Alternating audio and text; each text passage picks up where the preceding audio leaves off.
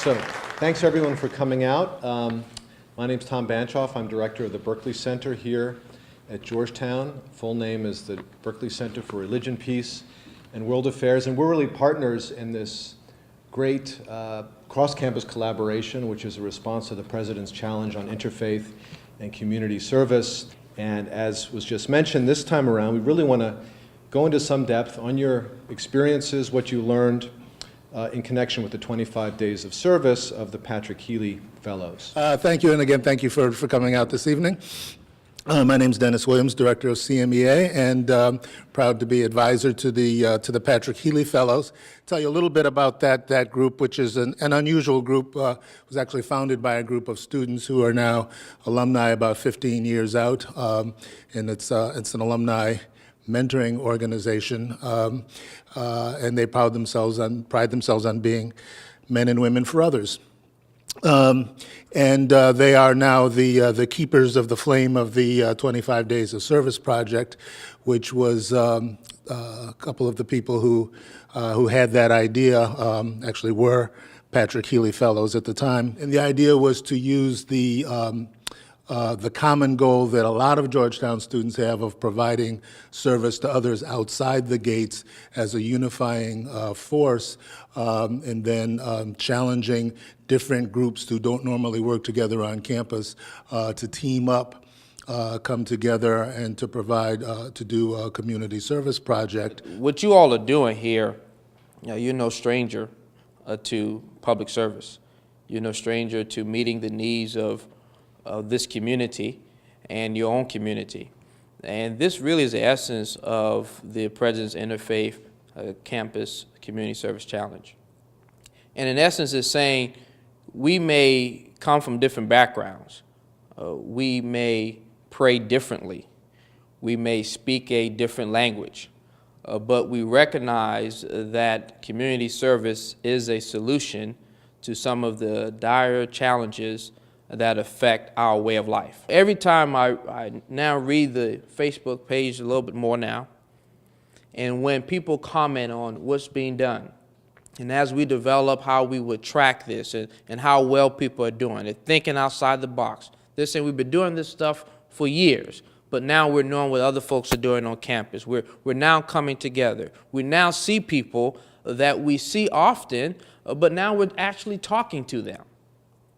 Imagine how better our communities and institutions in this world would be if people realize we have more in common than we do apart.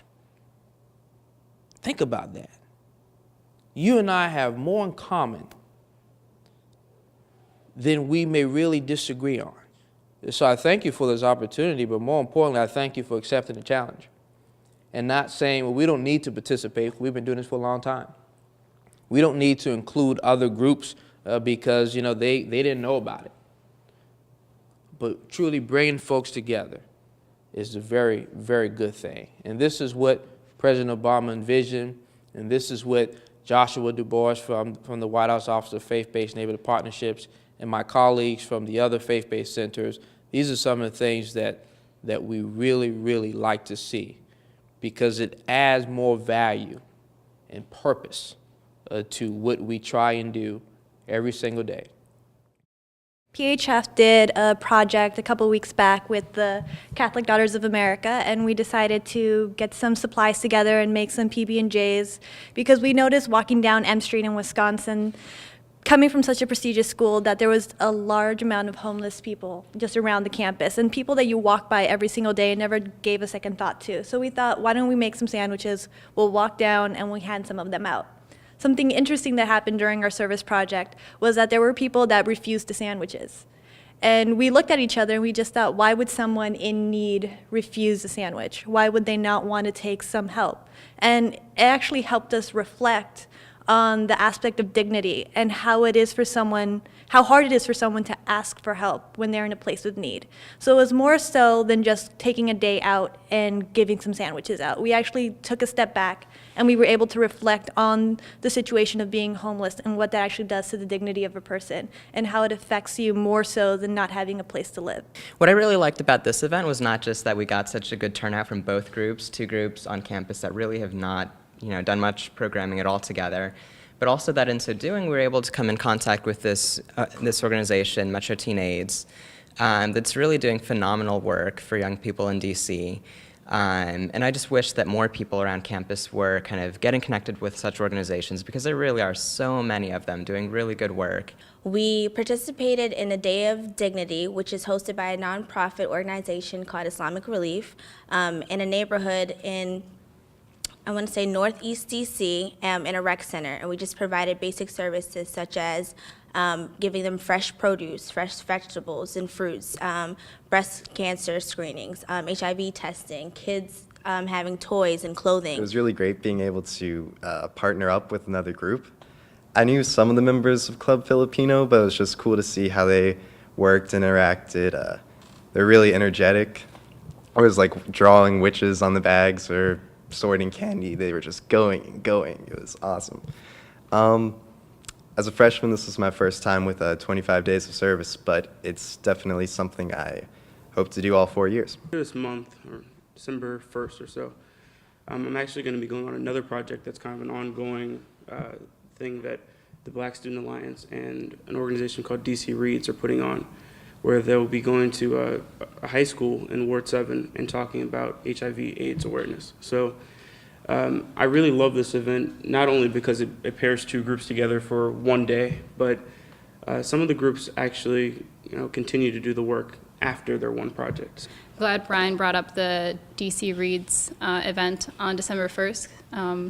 That was another group from 2 years ago, and so it's nice to see, yeah, we were all involved in that, so it's nice to see that a group sticking with the same project, even outside of the 25 days of service October theme, to be dedicated to sex education on World AIDS Day at the same high school for 3 years. So I think that's the kind of impact that 25 days of service is really pushing for. So it's nice to see gains there. Out of our group, we had 2 Muslims, 2 Catholics, a unificationist, and an agnostic who comes from a both Muslim and Orthodox Christian background. So we had a very diverse group of students who participated, and just within those few hours, we learned a lot about each other and just asked kind of clarifying questions about our different religions, but more just had an opportunity to connect on kind of an everyday level. And I know for me as a Catholic, that's important because the church talks about how living dialogue or dialogue of life is really important, not necessarily sitting down and having these really intense theological conversations, but just learning to spend time with those who are different from you and connect on over really simple things like service.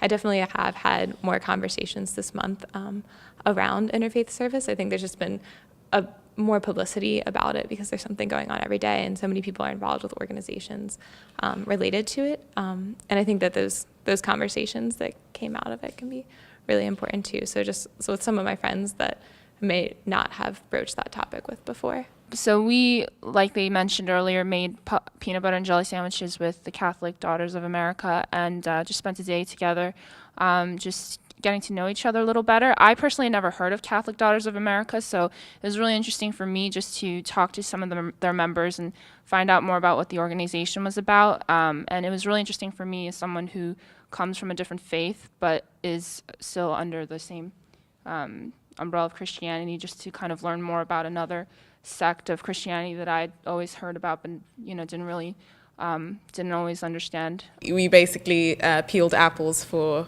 3.5 hours. However, there was something really great about the entire experience because I actually spoke to the facilitator before and after the project, and he said to us, I really wish I could give you guys a break, because we didn't have a break for 3 hours straight. We were just peeling apples. And he said to us, well, if I give you guys a 10-minute break, and every group that comes in here every 3 hours, and I give them a 10-minute break, then that means a couple hundred less meals and more people who we have to say no to at the halfway homes and all these places where they distribute the food, because it's a massive food soup kitchen.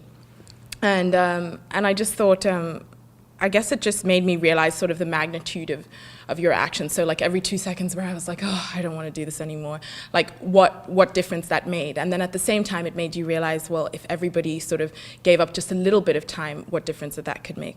So it was really a good experience to sort of see how you could make some significant strides with shaving apples. So we got the PB&J story that we heard over and over again. We heard about people that went with the October Halloween theme. And it's just really interesting that service can be whatever you want it to be, as long as you feel that you're touching someone else's life and you're changing someone else's life, at least for one day. That day hopefully will stay with you, and hopefully it'll motivate you to do something throughout the year.